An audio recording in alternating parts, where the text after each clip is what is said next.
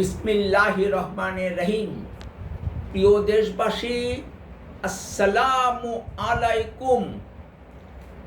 গত 11 জুন বৃহস্পতিবার বিকাল 3 ঘটিকায় অর্থমন্ত্রী আমির খসরু মাহমুদ চৌধুরী জাতীয় সংসদে 2026-27 অর্থ বছরের 9,38,000 কোটি টাকার বাজেট পেশ করেছেন।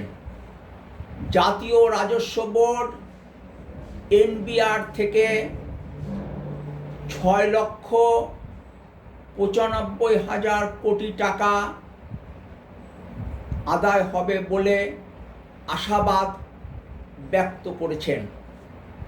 ঘাটতি 2,25,000 কোটি টাকার মধ্যে 1,10,000 কোটি টাকা বৈদেশিক ঋণ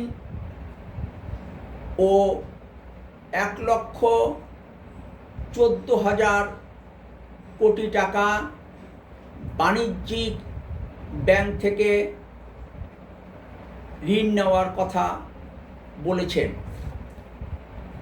2025 সালে পূর্বের বছরের চেয়ে ওভারসিজ ডেভেলপমেন্ট অ্যাসিস্ট্যান্স 23% কমেছে। 61টি বাণিজ্যিক ব্যাংকের মধ্যে হাতে গোনা কয়েকটি বাণিজ্যিক ব্যাংকের অবস্থা ভালো। সরকার বাণিজ্যিক ব্যাংক থেকে ঋণ গ্রহণ করলে বেসরকারি খাত ঋণ পাবে না। ক্রাউডিং আউট এফেক্ট সৃষ্টি হবে।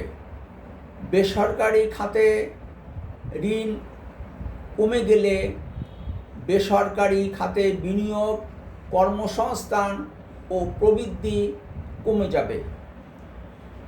ভালো থাকবেন।